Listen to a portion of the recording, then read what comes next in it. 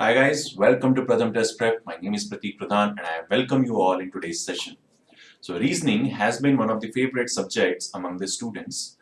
We love solving the questions from it, be it from blood relation, be it from coding and decoding, etc.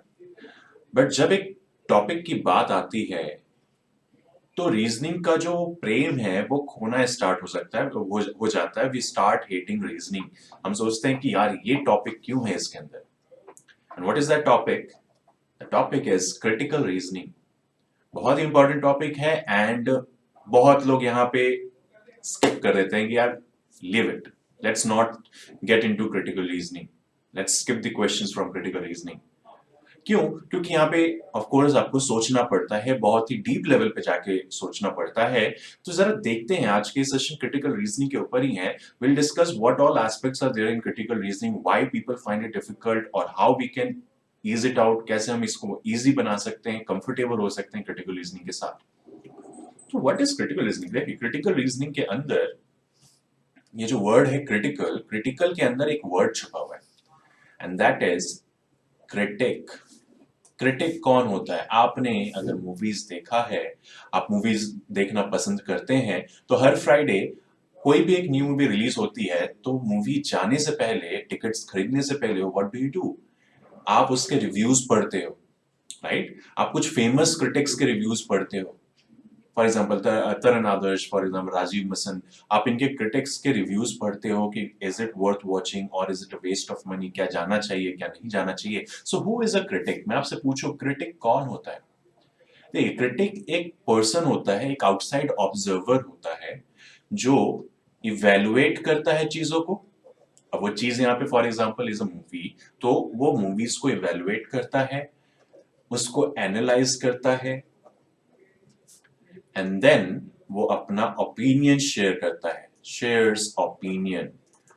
कैसी है movie, क्या लगता है, क्या miss था, हाउ इज द प्लॉट, और post intermission कैसा था, प्री इंटरवल कैसा था, what sort of performance the actress did, कैसा, कितना वर्दी है ये मूवी देखना, क्या आपको देखना चाहिए, क्या मिस रहा था, कैसे और अच्छा बन सकता था. These all things are shared by a critic.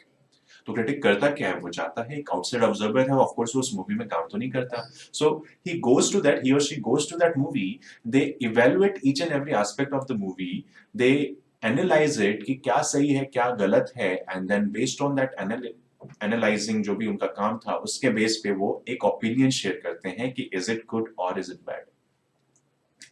आपका भी काम क्रिटिकल रीजनिंग के अंदर कुछ ऐसा ही है. You also have to act as a critic. आपको भी क्रिटिक का काम करना है. क्रिटिक करता क्या है? इवेलुएट कीजिए, एनालाइज कीजिए एंड ओपिनियन दीजिए. तो क्रिटिक जो यहाँ पे फिल्म क्रिटिक था, वो फिल्म देख रहा था, यहाँ पे आपको एक आर्ग्यूमेंट दिया जाएगा. तो क्रिटिकल रीजनिंग का जो पार्ट है, क्रिटिकल रीजनिंग के अंदर पहले क्वेश्चंस कैसे आते हैं अभी. सो क्वेश्चन में you will be presented with an argument. एक आर्ग्यूमेंट दे रखा होगा आपको. What is an argument? I will come to it later on. Argument के बेसिस पे they will ask you some questions. ठीक है?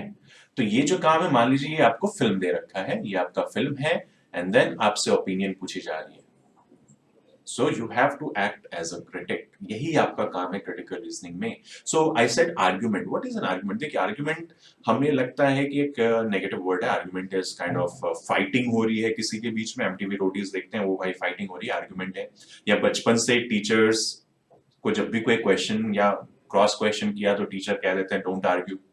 पेरेंट टीचर्स मीटिंग में बोल देते हैं आपका बच्चा आर्ग्यू बहुत करता है. So that has put a sense of negative word in argument के अंदर. जो नेगेटिविटी भरी है वो हमारे दिमाग में आ चुकी है.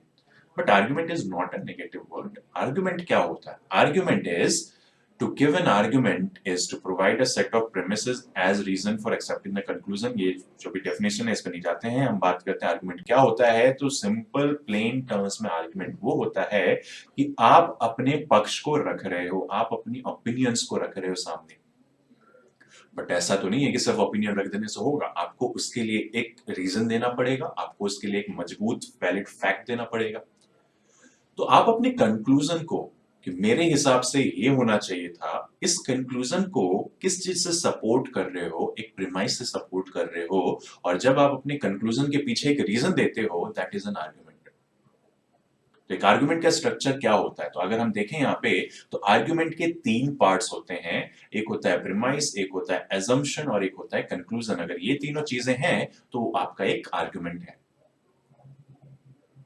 तो एक एक करके आता हूं। What is premise? Premise is any valid fact और any support that you are giving for your conclusion. ठीक है, any valid fact that you think is correct, that you think आपकी बात सही है, any sort of thing that you have said to support the conclusion.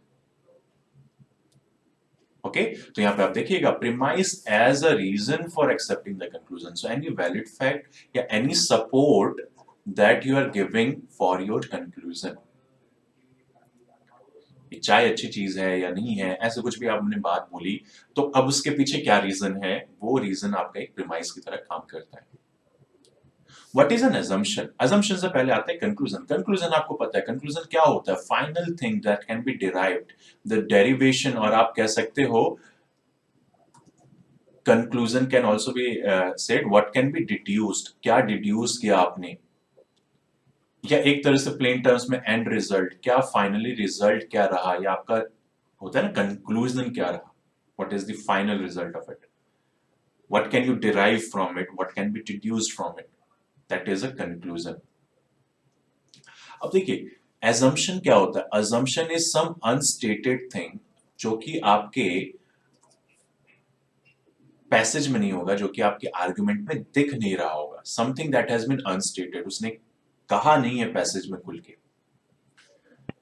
but it exists and it acts as a link between the premise and a conclusion.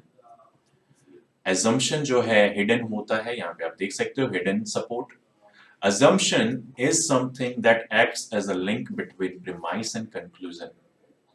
जो कि आपको passage में दिखेगा नहीं, जो कि आपको आर्गुमेंट में दिखेगा नहीं, बट एग्जिस्ट करता है, उसी के बेस पे उन्होंने प्रीमाइस और कंक्लूजन को लिंक किया है।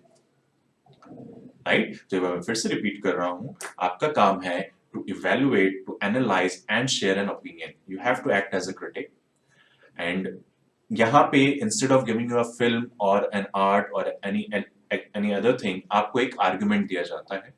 What is an argument? Argument consist of three parts, a premise, assumption and a conclusion. What is a premise? Premise is the support of your conclusion. आपने कुछ बात कही है जो आपके हिसाब से लगता है वैलिड फैक्ट है, या आपने फैक्ट दिया है, अब आपके हिसाब से वो वैलिड है। ठीक है, आपने कहा है कि ये रीजन है इसके पीछे, that is a premise. What is a conclusion? Conclusion is this result, तो ऐसा होना चाहिए या ऐसा होगा, this is a conclusion and result of anything. तो मैंने जो प्रीमाइस बोला है, जो कंक्लूजन दिखा है, ये मुझे अपने आर्गुमेंट में दिखेगा, बट एक हिडन सपोर्ट भी है इनके बीच में, एक हिडन लिंक भी है इनके बीच में, दैट इज एन assumption, जो कभी दिखेगा नहीं बट एग्जिस्ट करता है। assumption is something that has been assumed, that has been taken for granted by the speaker या फिर एक्शन डूअर, कोई भी। ठीक है, तो एक बार फिर से हम देख रहे हैं यहाँ पे, तो प्रीमाइस होता है हमारे आर्गुमेंट में, कोई भी आर्गुमेंट में कंक्लूजन होगा, प्रीमाइस जो है वो डायरेक्ट कंक्लूजन को सपोर्ट करेगा, और इस प्रीमाइस को भी सपोर्ट करेगा ये assumption, कि मेरे हिसाब से ये प्रीमाइस से ये कंक्लूजन इसलिए आया क्योंकि ऐसा कुछ होता है। तो इसको मैं और क्लियर करूंगा आने वाले वीडियोस, जो भी वीडियोस में है, क्या क्या चीजें होती हैं, कैसे कैसे क्वेश्चंस बनते हैं। तो जरा देखते हैं कि what all types of questions are there.